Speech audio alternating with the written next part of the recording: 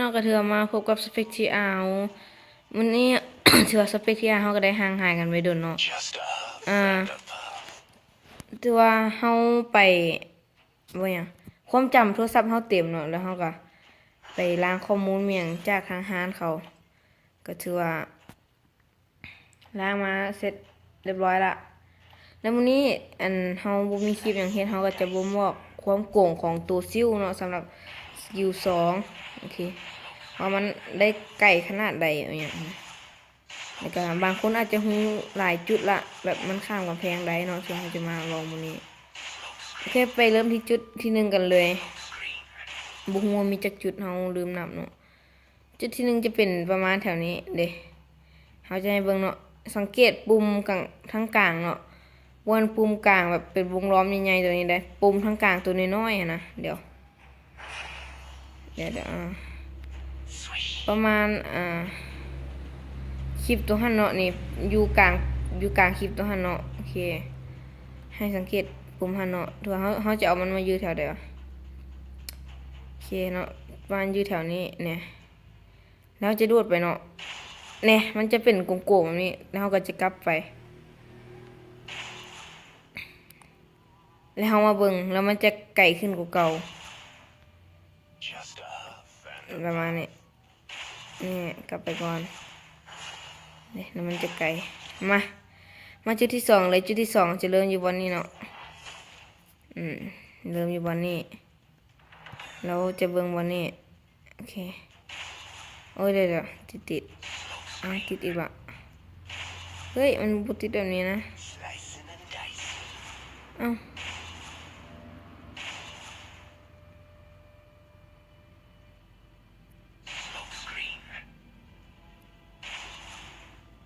เดี๋ยวขออภัยเนาะวันนี้เป็นปัญหาหนึ่งละเดี๋ยวเขากลับมาเคลียร์คืนขอโทษหลายๆเนาะโอเคชุดต่อมามันมีหลายชุดเกินไปว่ะจุดต่อมาจะเป็นจุดโมนจุดนี้สิอ๋อจุดนี้เอาละจุดนี้เนาะเขาจะอยู่ทางข้างเสานี้แล้วก็จะเบิ่งจะไก่แล้วกลับมามันจะมาอยู่วันนี้ตอนที่1เขาอยู่วันนี้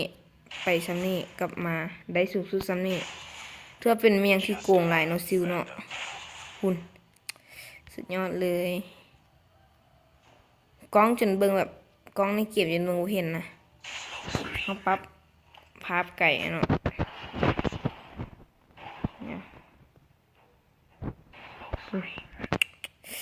ว่าสูง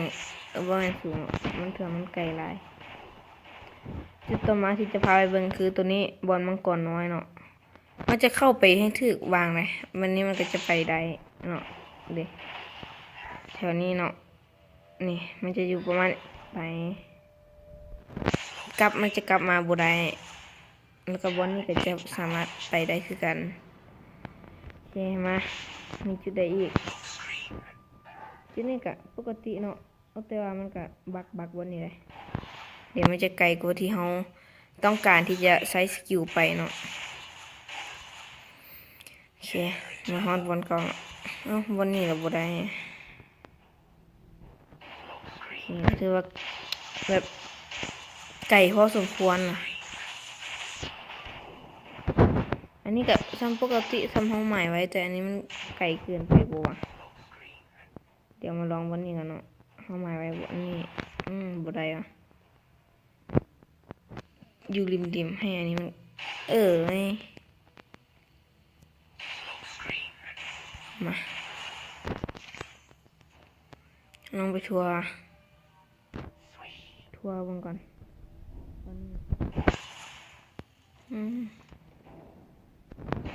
โอเคได้เนาะวันนี้เนาะ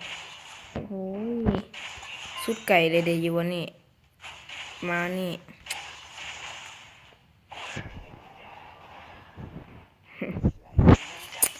โอเคก็ถือว่าจบกันไปเพียงสำหรับคลิปนี้เนาะถือว่าเป็นจะได้ก็ขอฝากกดไลค์กดแชร์ก็ลืมไปเบิ่งไอเทมที่เราจัดไว้โอเคไปเบิ่งกันเลยโอเคเนาะไอเทมก็จะประมาณนี้ถือว่า อันนี้จะเป็นเซตที่เราคิดมาเองเถอะอ๋อนี่ใส่ละประมาณนี้เนาะเป็นจะได้ก็ขอให้ฝากกดเป็นจะได้ก็ขอฝากให้กดไลค์กด Subscribe กดแชร์เด้อเป็นยังไงก็เฮ็ดโอ้บาย